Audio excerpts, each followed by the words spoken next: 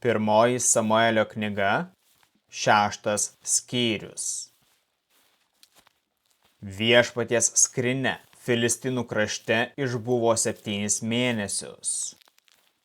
Filistinai pasikvietė kunigus bei žynius ir klausė, ką mums daryti su viešpaties skrynia, kaip ją pasiųsti atgal į jos vietą. Tie atsakė, jei siūsite atgal Izraelio Dievo skrynią, nesiųskite tuščios, bet būtinai grąžinkite su auka už kaltes. Tada pagysite ir jums paaiškės, kodėl jo ranka neatsitraukia nuo jūsų. Jie klausė, kokią auką turime duoti už savo nusikaltimą. Tie atsakė, 5 auksinius auglius ir 5 auksines peles pagal Filistinų kunigaikščių skaičių, nes ta pati liga vargino jus ir jūsų kunigaikščius. Padarykite 5 auglių atvaizdus ir pelių, kurios naikina kraštą, atvaizdus ir atiduokite Izraelio Dievui. Gal tada jis atims savo ranką nuo jūsų dievų ir šalies. Neužkietinkite savo širdžių, kaip užkietino egiptiečiai ir faraonas. Kai Viešpats darė stebuklus tarp jų, jie buvo priversti išleisti izraelitus.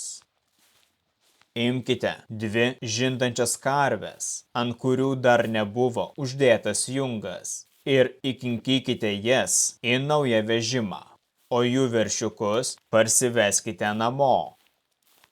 Viešpaties skrynią įkelkite į vežimą, o auksinius dirbinius, kuriuos duodate kaip auką, įdėkite į atskirą dėžę ir paleiskite karves.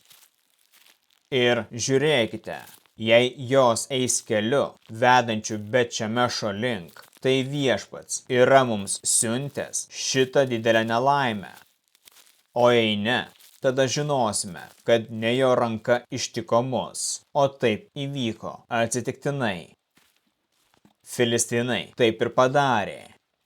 2 žindančias karves įkinkė į vežimą, o jų veršiukus uždarė namuose. Jie įkėlė į vežimą Viešpaties skrynią ir dėžę su auksinėmis pelėmis ir auglių atvaizdais. Karvės ėjo tiesiai į Bet-Šemešą. Eidamas vieškeliu, jos baubė, bet nepasuko nei dešinėn, nei kairėn. Filistinų kunigaikščiai ėjo paskui jas iki Bet-Šemešo sienos. Bet-Šemešo žmonės slėnyje pjovė kviečius. Pakėlę akis, jie pamatė skrynią ir džiaugėsi ją.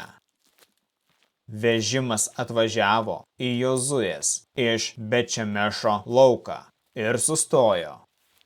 Ten buvo didelis akmuo. Jie suskaldė vežimą, o karves aukojo kaip deginamąją auką Viešpačiui. Levitai nukėlė Viešpaties skrynią ir prie jos buvusią dėžę, kurioje buvo auksiniai dirbiniai, ir padėjo ant to didelio akmens. Bet-Šemešo žmonės tą dieną aukojo deginamąsias ir kitas aukas Viešpačiui.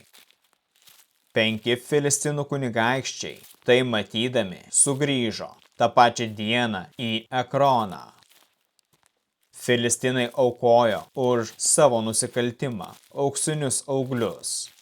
1 už Ašdodą, 1 už Gazą, 1 už Aškeloną, 1 už Gatą ir 1 už Ekroną.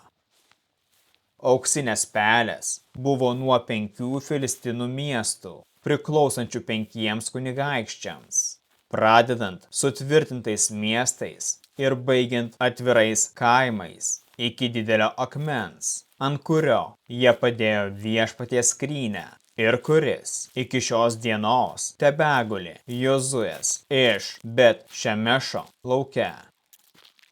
Viešpats baudė Bet Šemešo gyventojus, nes jie pažiūrėjo į viešpaties skrinios vidų ir nužudė 50 070 žmonių.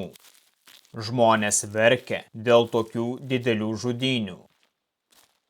Bet Šemešo žmonės kalbėjo, kas gali išstovėti viešpaties švento Dievo akivaizdoje, kur jis eis iš mūsų.